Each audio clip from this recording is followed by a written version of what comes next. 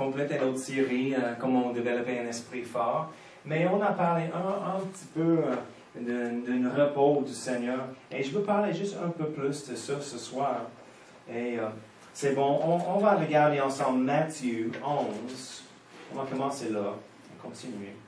Matthieu 11, verset 29 et verset 30. Parce que dimanche et le dimanche avant, on a parlé au sujet de suivre Jésus. Parce qu'il a rencontré les personnes dans son ministère quand il était sur la terre. Il a dit, suivez-moi. Et souvent, on a vu que tout le monde a laissé toutes leurs affaires en arrière pour suivre Jésus. Ils ont laissé tout. Et on a vu dimanche matin un monsieur qui dit, oh oui, je te suivrai, mais premièrement, j'ai besoin de faire tel et tel. Et Jésus a dit, oh non, c'est pas correct. c'est pas fit, vraiment, pour convenable. Le ministère. Donc, on a besoin de suivre Jésus sans les préconditions. Mais juste, on suit. Amen. On suit Jésus. Parce qu'il a les bonnes intentions, les bonnes choses, les bons projets pour nos vies. Il a dit. Si on suit Jésus, nous sommes bénis dans tous égards. Mais il a dit, si on épargne, on sauve, essaie de sauver une portion de notre vie ou notre vie, on va perdre.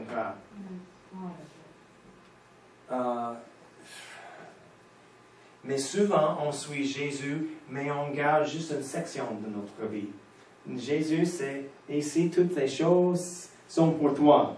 Mais cette petite section ici, c'est la mienne, ne touche pas, ne parle pas de ça, c'est la mienne. Le reste est pour toi, mais c'est la mienne. Non, il a dit, si on garde notre vie, on essaie de sauver notre vie, on va le perdre. Mais c'est la même chose si on garde une section ou une portion de notre vie sans Jésus. Mais pourquoi les personnes font ça? On garde, parce que c'est vraiment un manque de foi. On n'a pas la confiance en lui qu'il peut traiter les choses, il peut s'occuper des choses, il peut faire les choses meilleures que nous dans cette section, peut-être. Des fois, c'est un péché, des fois, c'est une blessure, des fois, c'est juste une section de notre vie privée. On dit, Jésus, restez plus loin de ça. C'est la mienne. Tu es permis ici, et ici, pas ici.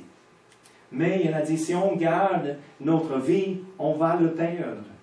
C'est drôle parce que c'est les choses on garde et on garde privées. Sans Jésus, c'est les choses on va perdre. Mais il peut bénir chaque section de notre vie. Des fois, il y a une pensée dans nos têtes, les pensées religieuses vraiment. Jésus est pour certaines choses, certaines sections de notre vie. Mais il y a certaines sections, non, c'est privé, c'est personnel, c'est pour nous. Et Jésus n'est pas intéressé. Donc, non, on a besoin de donner toute notre vie, tous nos cœurs, complets à Jésus. Parce qu'il est intéressé dans chaque portion de notre vie. Et il peut bénir chaque section de notre vie. Amen? Amen. Donc, ici, Matthieu 11, verset 29 et 30, on a lu. Prenez mon joug, Jésus a dit, sur vous et recevez mes instructions. Oh, c'est intéressant. Recevez mes instructions.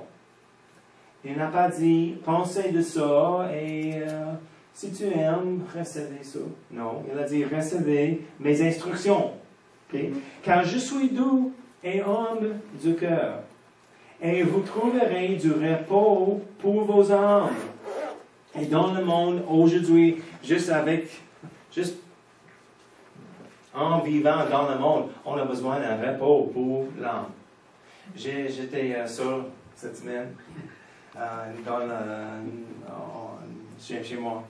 Et juste pour avoir quelqu'un là, j'ai ouvert la télévision pendant j'ai fait les choses, j'ai travaillé les choses. Et il y a un grand procès maintenant aux États-Unis et j'avais les nouvelles. Okay. C'est juste fait des choses. Et toute la journée, c'était le procès de ces choses. Et chaque détail et chaque témoignage. Et après un temps, je dis, c'est fatigant. Parce que quand il y a une petite pause, il prend une pause pendant le procès, les experts viennent sur la télévision pour discuter. Chaque côté, oh non, c'est fou, pourquoi tu penses ça? Non, c'est bon pour la défense. Non, c'est pas bon pour la défense, c'est bon pour la prosecution. Et non, et c'est fou. Et après un temps, j'ai dit, j'ai remarqué, j'étais juste plein des choses et j'avais un besoin d'un repos pour mon âme. Parce que c'est trop. Et quand on vit dans le monde, même au travail ou à l'école, juste on fait les épiceries, fait les commissions et on a les interactions avec le monde. Après un temps, on a besoin de prendre un repos pour l'âme. Parce qu'on entend beaucoup de choses. On voit beaucoup de choses qui sont contre les œuvres de Dieu. Les personnes qui parlent contre Dieu. Le monde qui agit comme un fleuve contre le fleuve d'eau vive qui coule en nous. On marche contre le courant, le flot du monde. Et après un temps, si on ne prend pas un repos pour notre âme, c'est épuisant. Et ensuite, on manque la force et Dieu va faire quelque chose, mais je ne suis pas capable parce que je manque la force spirituelle. Donc, c'est nécessaire. Il a dit, si on recevait ces instructions, car je suis doux et humble de cœur, et vous trouverez du repos pour vos âmes. Quand on prend le joug de Jésus et recevra ses instructions, on trouvera un repos pour notre âme. Il a dit, car mon joug est doux et mon fardeau léger. Maintenant, tournez à Ésaïe 40.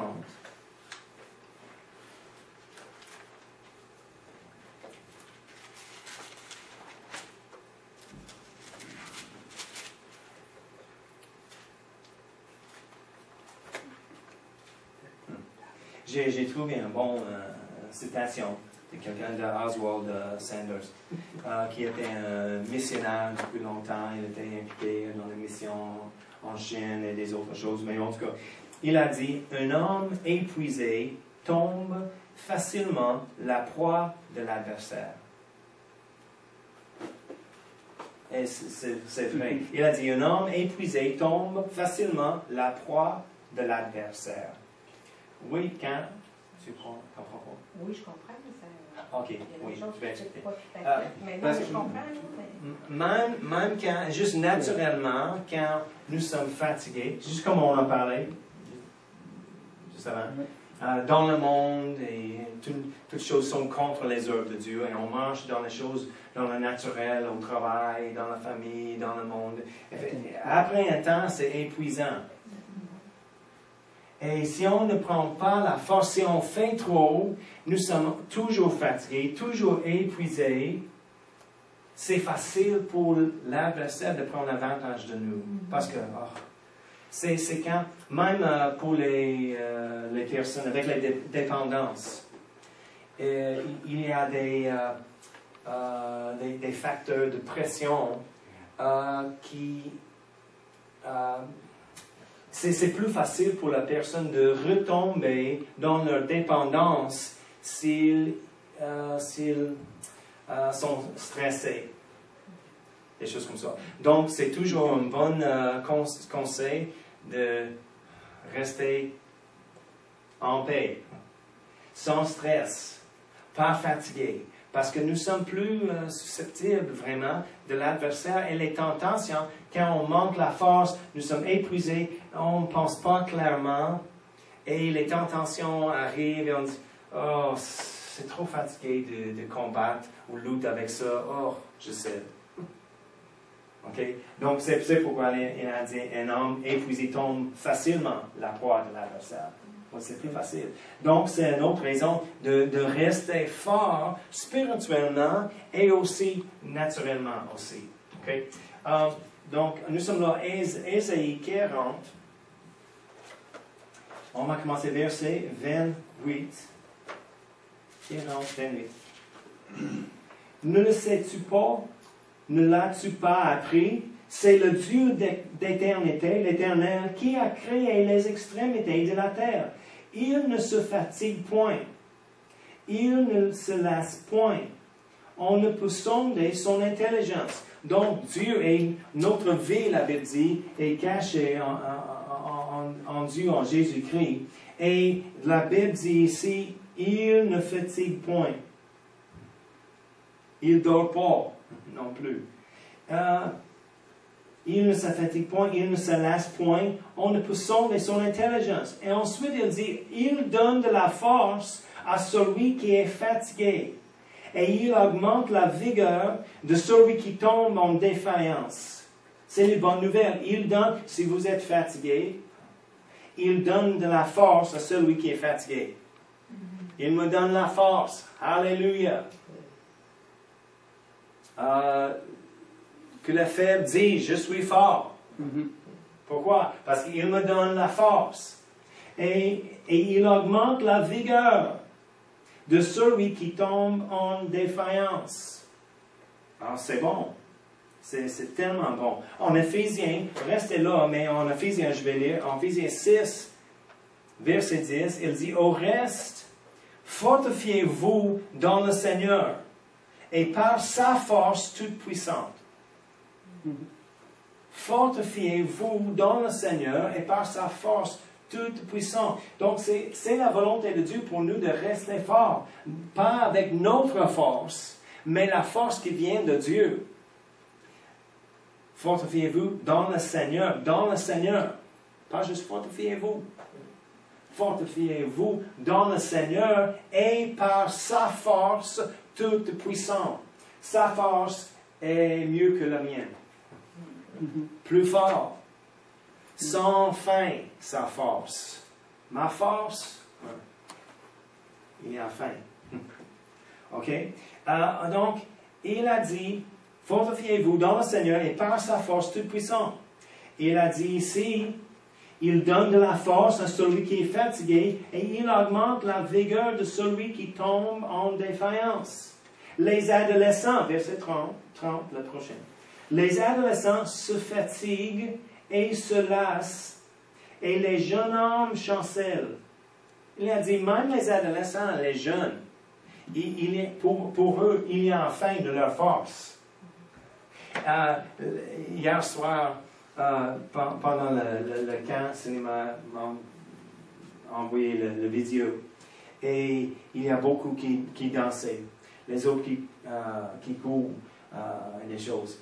Et il y a une personne qui était là, et je connais le jeune, il était de notre église, et il était devant, en avant, à l'estrade, et l'estrade était comme ça. Et il était comme ça, avec ses mains sur l'estrade. Il a couru. C'était drôle vraiment de regarder, mais il était juste béni par le Saint-Esprit. Et après quelques minutes, le Seigneur m'a envoyé une autre vidéo. Et il était... Wow. Et tout le monde glorifiait le Seigneur. Et il a continué de courir sous l'action du Saint-Esprit, vraiment. Et il était plus vite que moi maintenant, mais en tout cas, il a continué. Après un temps, elle m'a envoyé une autre vidéo.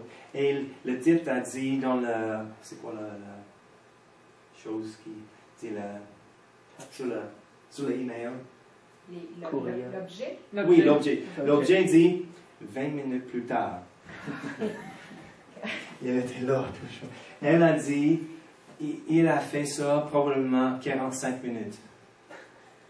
Et après, il a commencé de courir autour de l'auditorium. Et elle a dit, pour faire ça, tu as besoin de monter les escaliers en arrière, traverse le balcon et descendre les autres escaliers. Et elle a dit, sous l'onction de l'esprit, elle a couru comme ça plusieurs fois, après 45 minutes de ça. Mais elle a dit, ce matin, il était fatigué. La Bible dit, même avec les jeunes hommes, avec beaucoup de force, et parce qu'elle a dit, hey, les adolescents ont beaucoup d'énergie. Oh, je souhaite que les adultes avaient l'énergie comme les adolescents. C'est incroyable. Mais même, il y a un fin de leur force, éventuellement. Mais par le Seigneur. Il a dit, les adolescents se fatiguent et se lassent, et les jeunes hommes chancellent, mais ceux qui se confient en l'Éternel renouvellent leur force. Mais ceux qui se confient en l'Éternel renouvellent leur force. Et il y a des autres traductions en anglais qui disent, c'est quoi un autre mot, il y a un autre verset qui wait on the Lord. Il parle au sujet d'être dans la présence de Dieu, de louer le Seigneur, de prendre le temps avec le Seigneur, d'attendre le Seigneur. Pas comme on attend, oui, le Seigneur, j'attends. Hey, je t'attends. Non, on attend sur quelqu'un comme un serveur au restaurant. Tous leurs besoins. C'est l'idée. Des fois, quand on arrive dans la présence de Dieu, dans la louange et adoration, on attend le Seigneur comme ça. Est-ce que c'est clair si on dit ça? Expectatif. Ça, c'est une attente.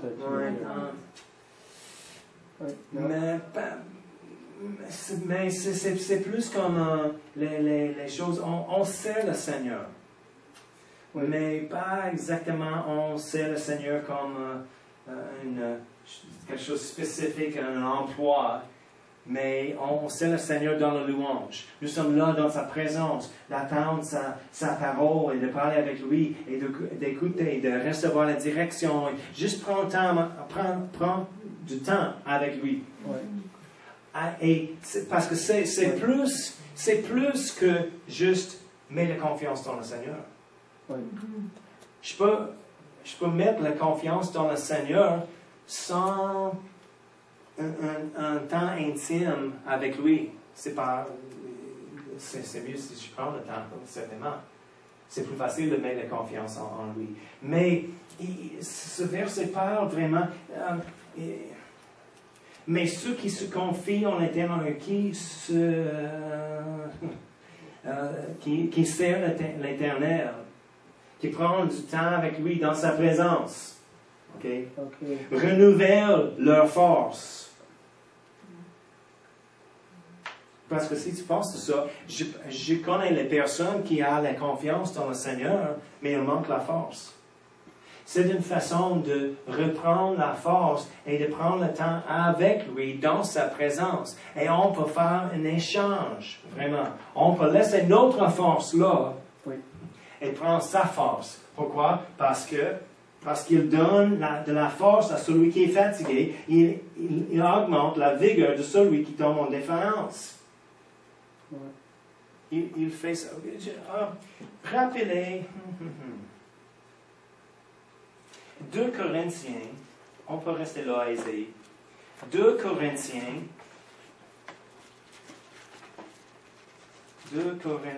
4, verset 16.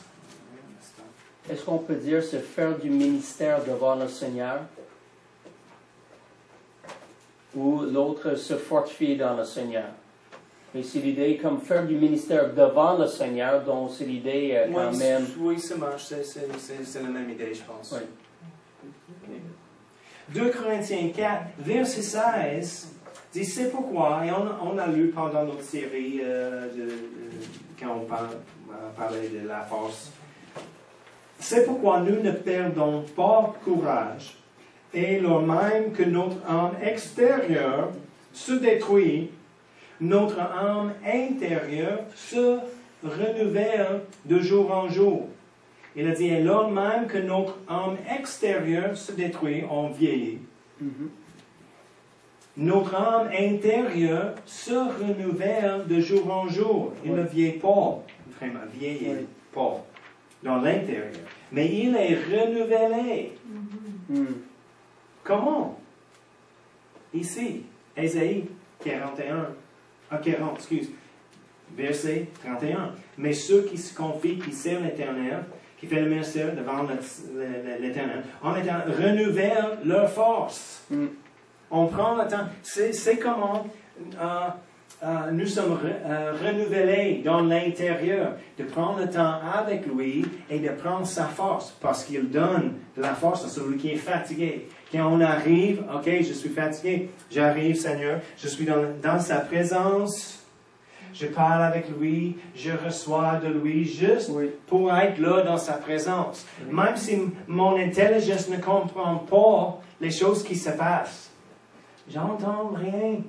Je sens rien, sauf juste la présence de Dieu est ici.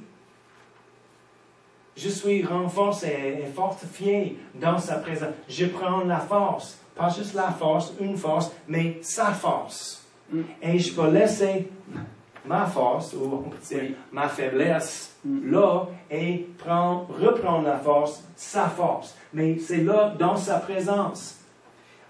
Il continue, il dit, ils prennent, qui? Ceux qui se confient en l'Éternel, qui prennent le temps avec lui, renouvellent leur force, ils prennent le vol comme les aigles, ils courent et ne se lassent point, ils marchent et ne se fatiguent point. Amen. Chaque jour, on peut marcher avec le Seigneur sans fatigue. Ah, c'est dur. Non, c'est pas dur. Pas quand on prend le temps avec lui, chaque jour, pour renouveler notre force. Oui, on vieillit à l'extérieur, mais dans l'intérieur, quand on prend le temps avec lui, on renouvelle notre force jour en jour. Et on marche sans fatigue, on court et ne se lasse point.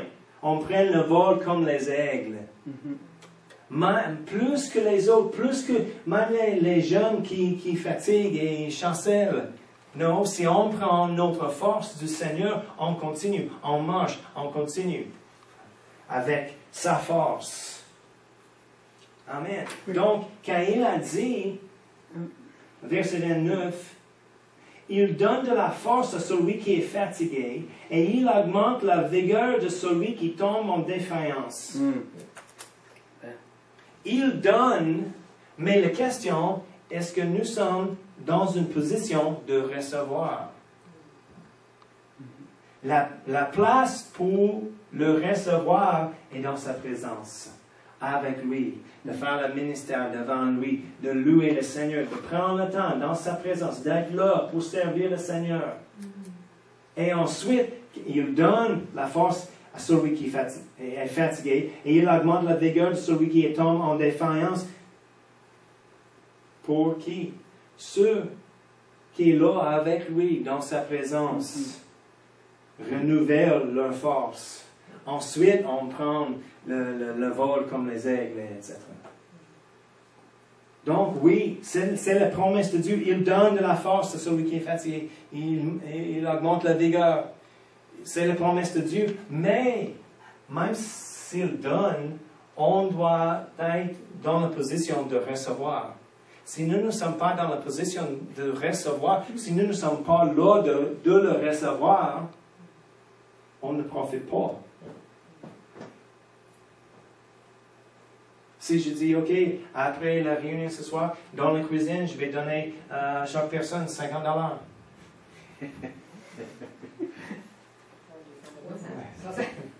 C'est juste un exemple, c'est pas vrai. Mais, Glenn peut partir, il est dans le stationnement, tout le monde, le reste est dans la cuisine, je donne $50. Et Glenn a dit, dans le stationnement, wouhou, le pasteur va donner $50 à chacun. Oui, je le donne. Mais tu as besoin d'être là de recevoir. Quelqu'un dans le stationnement ne recevra pas ça. Parce que je ne donne pas dans le stationnement. Je suis dans la cuisine. C'est la même avec Dieu et les croyants. Oh, il me donne la force. Il dit ça, mais il continue d'être fatigué et épuisé. Pourquoi? Parce qu'on a besoin d'arrêter et arriver devant le trône de grâce, dans sa présence, de prendre la force qu'il donne. Amen. Amen. Mais si on continue, on n'arrête pas, on ne prend pas une pause d'être avec lui, nous sommes fatigués, ensuite épuisés, et plus épuisés, et spirituellement, on devient épuisé aussi, pas capable de recevoir. Si nous ne sommes pas capables de recevoir de lui, nous ne sommes pas capables de donner aux autres. Oui. Et parce que nous sommes à la fin du temps et le temps est court, on va rencontrer, je crois vraiment, on aura les rendez-vous divins quand les personnes arrivent chez nous ou dans notre chemin pour aide, pour espérance, pour encouragement. Mais si on était trop fatigué, je ne suis pas capable de recevoir pour moi-même. J'ai rien. Je donnerai quoi? La poussière spirituelle. C'est pas beaucoup d'aide. Et peut-être c'est juste une occasion, une opportunité d'aider cette personne. Et après, il va chercher une autre chose. J'ai vu, je ne sais pas si j'ai raconté, mais j'ai arrêté sur une émission récemment dans les derniers quelques mois, les choses de l'esprit, j'oublie le nom de quelle émission, où il y a toujours les maisons hantées, des choses comme ça. Je ne regarde pas ça, parce que des fois, c'est plus que la folie, c'est un mauvais esprit de ça, vraiment. C'est un goût de... C'est pas correct. Et je ne veux pas les choses dans ma maison. Bon. Mais en tout cas, j'ai arrêté de ça et j'ai regardé un peu. Et l'histoire, la famille a les manifestations d'un démon, les esprits mauvais, dans la maison.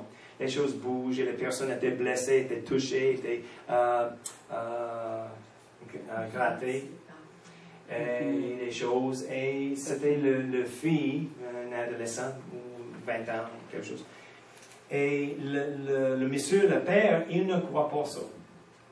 Il dit, oh non, il y a des choses, mais je ne crois pas, c'est pas comme ça. Mais un jour, c'était le pire, et les meubles étaient torsés à la fille. Elle était là, seule. Il y avait les marques sur le mur et beaucoup de choses. C'était terrible. Et je dis, pourquoi les personnes, où est les chrétiens, où est les personnes de la parole qui peuvent dire, hey, je peux vous aider. Mais quand le père, il est revenu dans la maison, il a vu tout, il a dit, je le crois. Il a dit, on va faire croire. Il avait l'intelligence, il a dit, on va appeler une église. Il ne connaît pas une église, parce qu'il ne fréquente pas l'église. Il a pris le boutin téléphonique. Oui. Et dans les pages jeunes, il a regardé les églises. Il a appelé le premier, expliqué la situation. Oh, désolé, on n'est pas capable de vous aider. Donc, il a appelé le deuxième, la même chose. Le troisième, la même chose. Encore et encore et encore et encore et encore sur une liste des églises. Par une église qui dit, oh, je peux vous aider. Enfin, il a trouvé quelqu'un qui dit, ah oui, c'est un problème, j'arrive, je vais prier, je vais vous aider. Et un monsieur, mais c'est un, je ne sais pas si c'était catholique ou non, mais il avait un... Oui. Et il est venu avec une madame plus vieille. Et ils ont prié, regardé la maison, et ils ont dit, oh, c'est un problème très grave. Nous ne sommes... On ne peut pas vous aider. Désolé. On va prier, bénir la maison. Et Et ils ont prié et il est sorti. Et le monsieur dit, c'est tout, tu ne peux pas faire une autre chose? Non, désolé, c'est trop pour nous. Je dis, hey, Seigneur, où est la force? Où est l'autorité? Des fois, il y a des personnes qui, et s'il arrive chez nous où on reçoit un appel de quelqu'un, comme ça, ou un autre problème, ou on a besoin de guérison, dit, oh, désolé, je suis faible spirituellement maintenant, appelle-moi encore en 2 semaines, je vais reprendre la force et je vais... Non, c'est trop tard. On a besoin des fois juste d'une occasion, une opportunité d'aider quelqu'un. On a besoin de rester plein en tout temps, fort dans l'esprit en tout temps,